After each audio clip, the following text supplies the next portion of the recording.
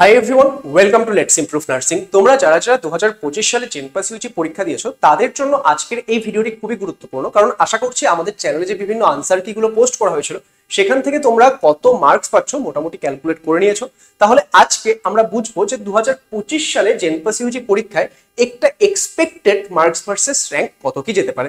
তাহলে এই বিষয়টা জানার জন্য ভিডিওটিকে অবশ্যই শুরু থেকে শেষ অবধি দেখবে এবং এর পরবর্তী সময় তোমাদের কাউন্সিলিং সংক্রান্ত বিষয় প্রত্যেকটা জিনিসে লেটস ইমপ্রুভ নার্সিং কিন্তু তোমাদের সাথে থাকতে চলেছে। তোমরা কমপ্লিট গাইডেন্স এই চ্যানেল থেকে পাবে, তাই যারা এখনো সাবস্ক্রাইব করোনি অবশ্যই সাবস্ক্রাইব করে নেবে।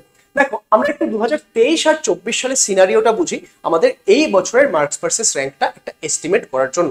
আমরা যদি 2023 সালে দেখি, দেখো আমাদের 70.74 মার্কসে র্যাঙ্ক হয়েছিল 46। সিমিলারলি আমাদের এক্ষেত্রে 2024 সালে আমাদের কি হলো, 72 মার্কসে আমাদের র্যাঙ্ক হলো কত, 37।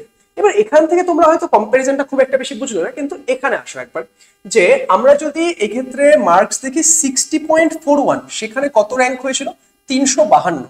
কিন্তু 2024 সালে এই নিয়ারলি সেম মার্কসে 60 মার্কসে র্যাঙ্ক হলো কত, 515। তার মানে আমাদের র্যাঙ্কটা কিন্তু নিয়ারলি 150-র কাছাকাছি পিছিয়ে গেল সেম মার্কসের জন্য। আবার আমরা যদি 2023-এ দেখি, দেখো আমি এখানে একটা সেম মার্কস পেয়েছি 56.58, সেখানে 2023-এ র্যাঙ্ক হয়েছিল 612। 2024-এ যদি আমি 56.58 দেখি, সেখানে র্যাঙ্ক হয়েছিল কত, 957। তার মানে আমাদের কি, আমাদের যে র্যাঙ্কটা সেটা কিন্তু নিয়ারলি 350 পিছিয়ে গেল নিয়ারলি সেম মার্কসের জন্য, নিয়ারলি সেম কি একদম সেম মার্কসের জন্য, তাই না? তারপর তুমি যদি দেখো, এখানে 53 মার্কসে 1038 র্যাঙ্ক হয়েছিল, এখানে 53 মার্কসে 1568 র্যাঙ্ক, মানে 500 র্যাঙ্ক পিছিয়ে যাচ্ছে সেম মার্কসে। তুমি যদি আরেকটু নিচের দিকে চলে আসো, দেখো এই 50 মার্কসের রেঞ্জটা দেখো, 50 মার্কসে কত র্যাঙ্ক হয়েছিল, 1556, সেখানে এই যে 50.5 মার্কস সেখানে 2500 র্যাঙ্ক হচ্ছে। তার মানে এখানে এটা 50.5 কি 50.33 এর থেকে বেশি। তো বেশি মার্কস পেয়েও কিন্তু র্যাঙ্কটা কি হচ্ছে, র্যাঙ্কটা কিন্তু অনেক মানে প্রায় 1000 র্যাঙ্ক পিছিয়ে গেল, তাই না? অ্যান্ড আমরা যদি এক্ষেত্রে দেখি, যে ভাবো এখানে 46.33 মার্কসের র্যাঙ্ক হয়েছিল কত, 2760। আর সেখানে আমরা যদি দেখি যে 49 মার্কসে আমাদের র্যাঙ্ক হচ্ছে কত, 49 মার্কসে আমাদের র্যাঙ্ক হচ্ছে প্রায় 2850-এর কাছাকাছি। তার মানে তোমরা বুঝতে পারছো যে 2023-এর তুলনায় 2024-এ কিন্তু আমাদের মার্কস ভার্সেস র্যাঙ্কটা বেড়ে গেছিল, যে আমাদের সেম মার্কসে কিন্তু অনেক বেশি র্যাঙ্ক হচ্ছিল। এবার এটার কারণ কি, উইথ টাইম কম্পিটিশন ইনক্রিজ হয়েছে, উইথ টাইম প্রচুর গাইডেন্স ইনক্রিজ হয়েছে। যেমন তোমরা যারা যারা লেটস ইমপ্রুভ নার্সিং থেকে পড়েছো, এগুলো সব আমাদের স্টুডেন্টদের র্যাঙ্ক, ঠিক আছে? 2024 সালে প্রচুর ভালো র্যাঙ্ক করেছিল আমাদের স্টুডেন্টরা, এবং 2025 সালেও এখনো আমাদের স্টুডেন্টরা যা মার্কস জানিয়েছে, প্রচুর স্টুডেন্ট 65+ রয়েছে। তো সেই ক্ষেত্রে 60+ রয়েছে প্রচুর জন, ঠিক আছে? কিছু জন তো দেখলাম 68, 69 এরকম মার্কস পাচ্ছে। তো সেই ক্ষেত্রে আমাদের স্টুডেন্টরা এই বছরও প্রচুর ভালো র্যাঙ্ক করতে চলেছে। তো ওভারঅল উইথ টাইম যদি আমরা দেখি যে আমাদের যত গাইডেন্স ইনক্রিজ হয়, যত আমাদের ইনফরমেশন ইনক্রিজ হয়, অফকোর্স কম্পিটিশনটা আরো বেটার হয়। তাহলে সেই ক্ষেত্রে সেই এফেক্টটা কিন্তু আমরা 2023 থেকে 24-এ দেখতে পেয়েছিলাম। এবার 2024 থেকে 25-এ আমরা কি এফেক্ট দেখতে পারি, বা আর কি কি বিষয় এফেক্ট করবে সেটা একটু কথা বলা যাক। এবার দেখো 2023-এ আমি কেন এতখানি র্যাঙ্ক অব্দি লিখে রেখেছি, কারণ 2023-এ যে আমাদের জেনারেল ক্যাটাগরি স্টুডেন্টদের, তাদের গভর্নমেন্ট বিএসসি নার্সিং কলেজে ভর্তি হয়েছিল লাস্ট এই র্যাঙ্কে। ওকে, যে জেনারেল স্টুডেন্টরা লাস্ট এই র্যাঙ্কে 2023 সালে কিন্তু গভর্নমেন্ট বিএসসি নার্সিং কলেজে চান্স পেয়ে গিয়েছিল।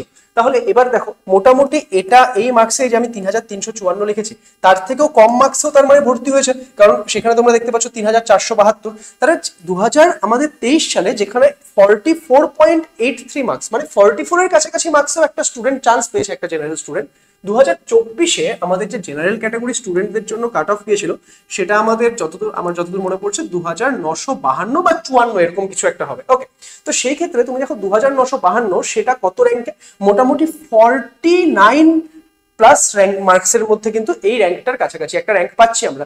তার মানে আমরা বুঝতে পারছি, যেখানে এখানে 44 মার্কসের কাছাকাছি মার্কসে একটা স্টুডেন্ট সিলেকশন পেয়ে গেছিল 2023-এ, 2024-এ কিন্তু সেটা নিয়ারলি 4-5 মার্কস বেশি মার্কস প্রয়োজন হয়েছিল, তখন গিয়ে তার সিলেকশন হয়েছে। এন্ড আমরা দেখতে পাচ্ছি এক্ষেত্রে কাট অফটাও কিন্তু লাস্ট ইয়ারের মানে 2023-এর তুলনায় 2024-এ নিয়ারলি 500 র্যাঙ্ক কম অবধি গিয়েছিল।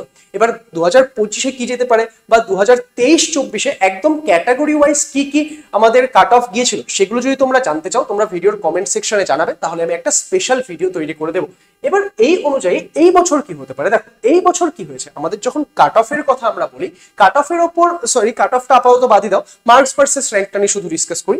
যে মার্কস ভার্সেস র্যাঙ্কের ওপর দুটো জিনিসের এফেক্ট সব থেকে বেশি থাকে। একটা হচ্ছে কোয়েশ্চেনের লেভেল, বুঝতেই পারছো কোয়েশ্চেন খুব ইজি হলে সেই ক্ষেত্রে কি সেম র্যাঙ্কের জন্য অনেক বেশি মার্কস প্রয়োজন হবে, আর কোয়েশ্চেন যদি খুব কঠিন হয় তাহলে পরে সেই ক্ষেত্রে কি হবে যে আমাদের সেম র্যাঙ্কের জন্য আমাদের কম্পারেটিভলি কম মার্কস হলেও চলবে। আর নাম্বার অফ স্টুডেন্টটাও ফ্যাক্টর করে, কারণ নাম্বার অফ স্টুডেন্ট যদি খুব বেড়ে যায় তাহলে একটা সেম মার্কস রেঞ্জের মধ্যে অনেক বেশি স্টুডেন্ট চলে আসে, তাহলে দেখা যায় যে সেম মার্কসে হয়তো র্যাঙ্কটা বেড়ে যাচ্ছে। ওকে, তো এবার এই বছর যদি আমরা দেখি 2025-এ আমাদের 2024-এর তুলনায় এই বছর কিন্তু কোয়েশ্চেনটা কম্পারেটিভলি একটু ইজি ছিল। হ্যাঁ, কয়েকটা আউট অফ দ্য বক্স কোয়েশ্চেনও ছিল, কিন্তু ওভারঅল যদি কোয়েশ্চেনটা আমরা দেখি 2024-এর তুলনায় একটু ইজি ছিল।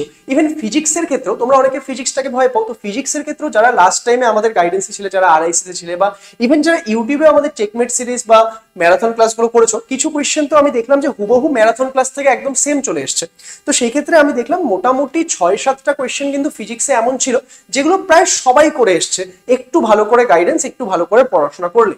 তো এই বছর আমাদের যে কোয়েশ্চেনটা 2024-এর তুলনায় আমার যেটা পার্সোনালি মনে হয়েছে, বা আমাদের স্যার ম্যামরা দেখে যতখানি ফিডব্যাক দিয়েছে, 2024-এর তুলনায় কিন্তু একটু কম্পারেটিভলি ইজি ছিল।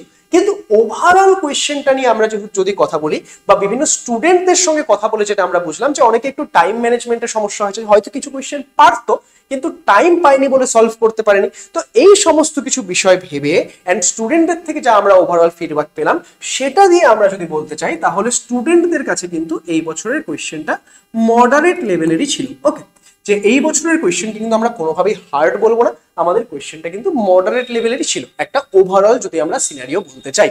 তাহলে এই ক্ষেত্রে মডারেট লেভেলেরই যদি একটা কোয়েশ্চেন থাকে, তাহলে 2024-এর তুলনায় এই 2025-এ যে মার্কস ভার্সেস র্যাঙ্ক, সেখানে এই কোয়েশ্চেন লেভেলের জন্য খুব একটা বেশি চেঞ্জ আসা উচিত নয়। তাহলে এবার নেক্সট আমরা কোথায় যাচ্ছি, নেক্সট আমরা যাচ্ছি হচ্ছে নাম্বার অফ স্টুডেন্ট।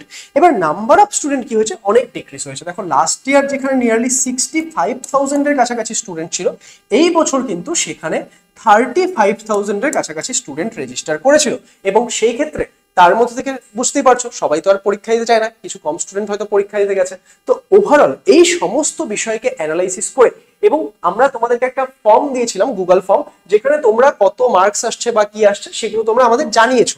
এবার আমাদের এই ফর্মটা এখনো ওপেন রয়েছে, যারা এখনো ভিডিওটা দেখছো তারাও সেই ফর্মটা ফিল আপ করে দেবে, এই ভিডিও ডেসক্রিপশনে বা পিন কমেন্টে পেয়ে যাবে। তাহলে সেই ক্ষেত্রে পরবর্তী সময়ে আরো বিভিন্ন ক্ষেত্রে আমরা তোমাদেরকে আরো বেটার গাইড করতে পারবো। তো এই সমস্ত কিছু অ্যানালাইসিস করে আমার যেটা মনে হয়, দেখো একটা জিনিস আমি তোমাদেরকে বলছি, এখন পুরোটা একটা অ্যানালাইসিসের উপর, এক্স্যাক্ট কি হবে না হবে সেটা আমরা রেজাল্ট বেরোলেই জানতে পারবো।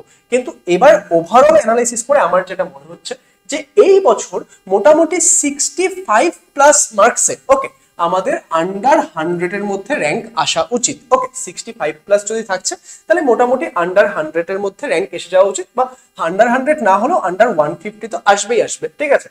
তারপর 63+ মার্কসে মোটামুটি আন্ডার 300 র্যাঙ্ক এসে যাওয়া উচিত।